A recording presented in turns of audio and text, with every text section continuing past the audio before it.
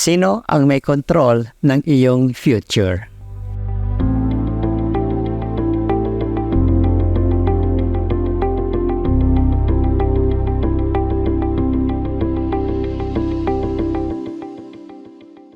Kamusta po kayo? Pastor Arnold po. Isa sa mga malaking takot na kinakaharap nating lahat ay ang takot sa hinaharap. Natatakot tayo para sa kinabukasan ng ating pamilya, ng ating kaibigan, ating trabaho at marami pang iba. Natural lang yun dahil wala talaga tayong kontrol sa mga ito.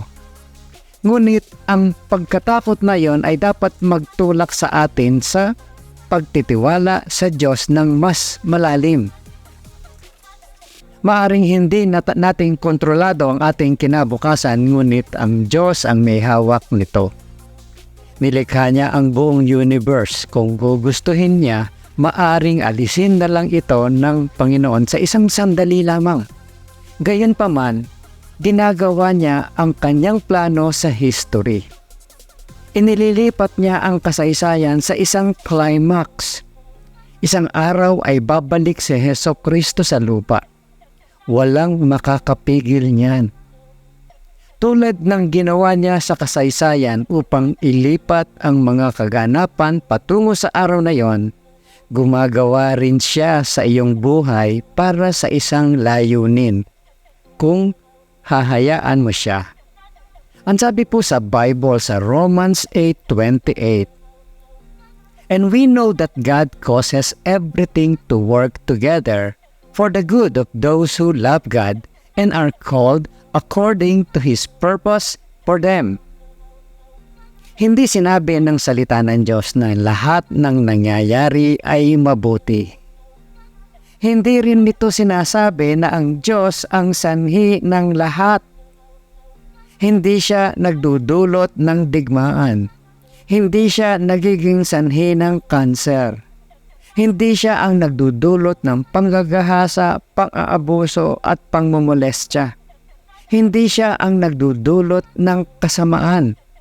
Tao ang gumagawa nun. Binibigyan tayo ng Diyos ng kalayaang pumili. Pero sinasabi ng Biblia na sa lahat ng bagay ay gumagawa ang Diyos para sa ikabubuti.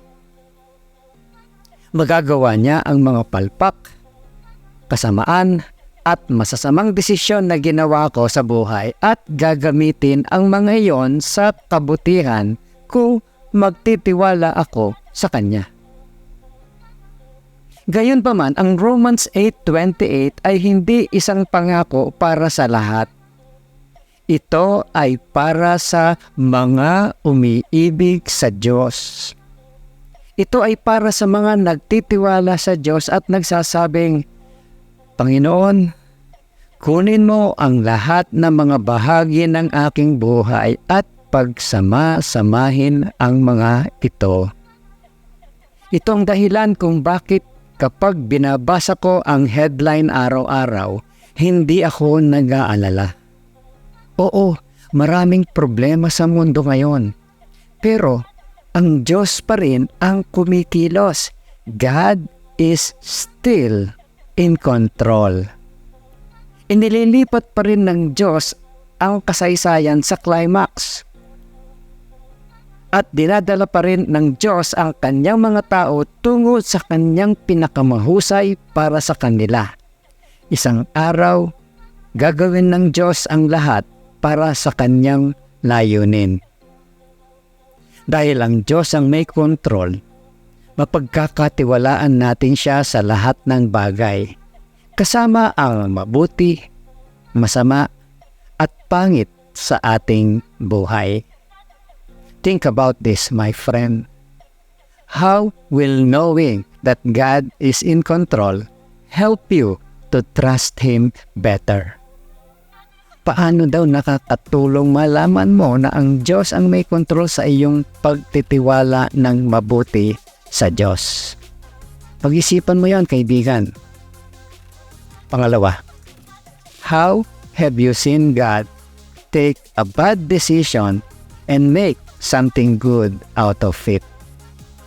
Paano mo nakita ang Diyos na kumuha ng isang maling desisyon na nagawa mo at ginamit niya ito sa isang bagay na nakabuti pa rin para sa iyo?